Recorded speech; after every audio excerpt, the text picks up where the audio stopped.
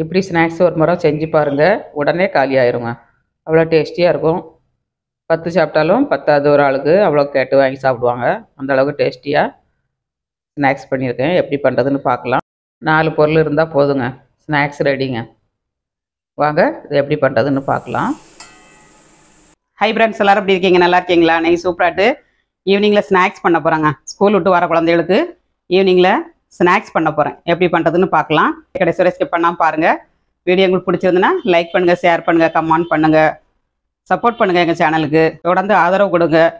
வாங்க எப்படி பண்ணுறதுன்னு ஸ்நாக்ஸ் பண்ணதுக்கு ஒரு கடாய் எடுத்துக்கோங்க. கடாயில் 1 கப்பு ரவை, 1 கப்பு அரிசி மாவுங்க. ரெண்டுக்கும் தண்ணி நம்ம ஆட் பண்ணிடலாம். 1 கப்பு ரவைக்கு 2.5 கப்பு தண்ணிங்க. அரிசி மாவும் 2.5 கப்பு. அப்போ 5 கப்பு மொத்தத்தில் நம்ம ஆட் பண்ணிடணும். 5 கப்பு ஆட் பண்ணியாச்சு. இப்போ இதை மிக்ஸ் பண்ணிடலாம். நம்ம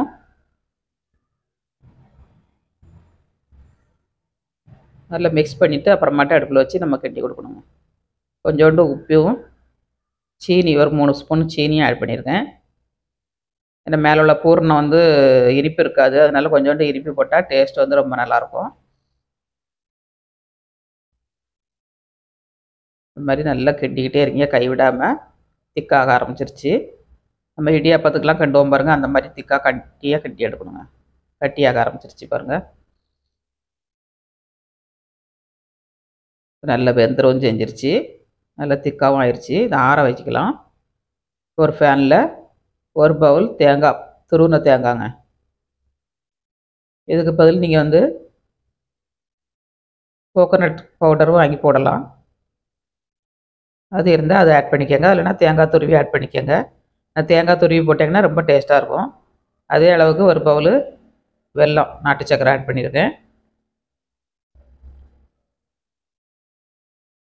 இப்போ பால் ஒரு 1/2 டம்ளர் ஆட் பண்ணிக்கோங்க. இதையும் கொஞ்சம் கிண்டி வேக வச்சுக்கலாம். வெல்லத்தில் வந்து கொஞ்சம் தண்ணி இளக்கம் கொடுக்கும், அது திக்காயிரும். நம்ம வேக வைக்க திக்காயிருங்க. பால் பவுட்ரு 1 பவுல் ஆட் பண்ணியிருக்கேன். பால் பவுட்ரு போட்டு பண்ணும்போது டேஸ்ட் அட்டகாசமாக இருக்குங்க.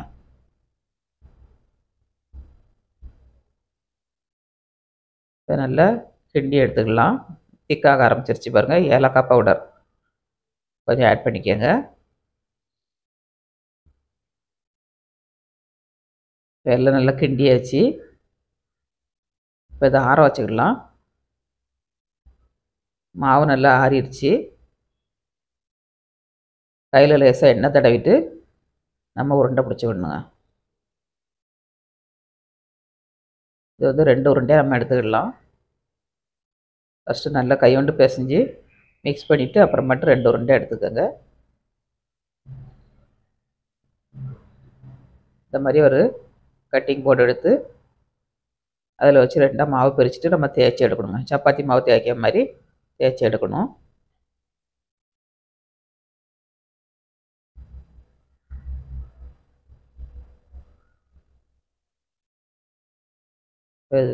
சப்பாத்தி கட்டை வச்சு தேய்ச்சிக்கிடலாம்.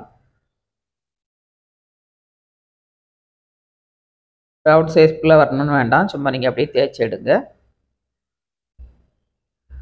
தேய்ச்சாச்சு. நம்ம உள்ளுக்குள்ளே வந்து பூரணம் வச்சுக்கிடலாம்.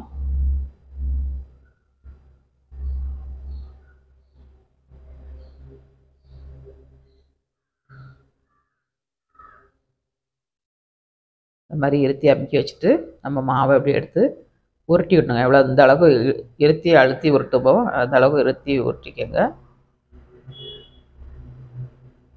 இருத்தி உருட்டியாச்சு.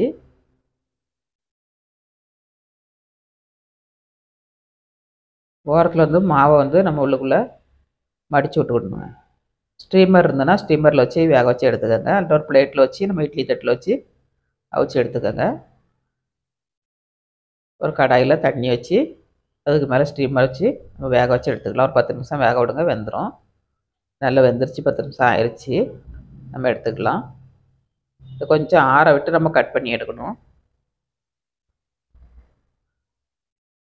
லேஸ் சூடாக இருக்குது.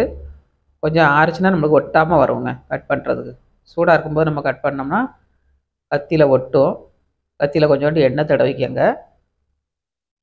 ஃபஸ்ட்டு ஓரத்தில் இருக்க மாவை வந்து கட் பண்ணி தூர எடுத்துக்கோங்க. ஏன்னா அதில் வந்து பூரணம் இருக்காது, நம்ம மடக்கி தான் விட்டுருக்கோம். எவ்வளோ அழகாக இருக்குது பாருங்கள் பார்க்கறதுக்கு. டேஸ்ட்டும் சும்மா அட்டகாசமாக இருக்குங்க.